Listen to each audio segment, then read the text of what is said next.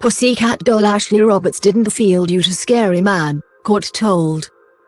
Pussycat Dolls singer Ashley Roberts said she didn't feel safe and was left looking over my shoulder over the scary behavior of a man who believed he was her boyfriend.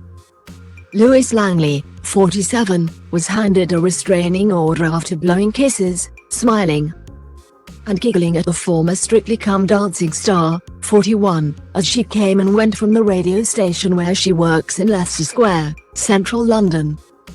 He was dubbed the martial artist by global radio security guards for performing exercise routines, including high kicks, jogging on the spot and diving headers. Croydon Crown Court heard how he loitered outside the building, once claiming Ms. Roberts had some of his clothes and was communicating with him by social media in her own special way.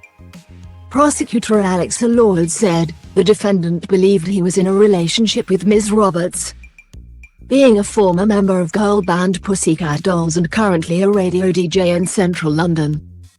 Appearing by video link on Thursday, she said she saw Langley around 15 times between May and October last year.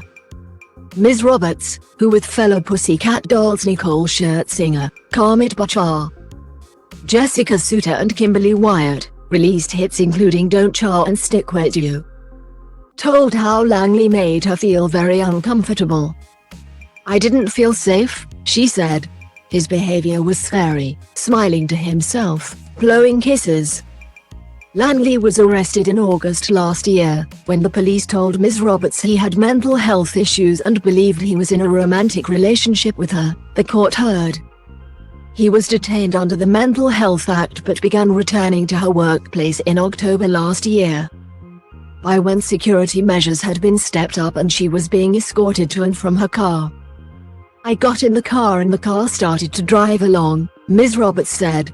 "I looked to my right and he was standing on the sidewalk blowing me kisses. He was blowing them at the window to my car."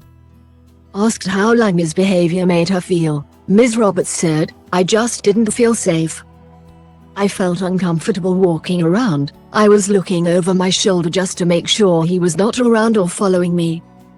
Langley, of Thornton Heath, South London, denied stalking Ms. Roberts between May and October last year.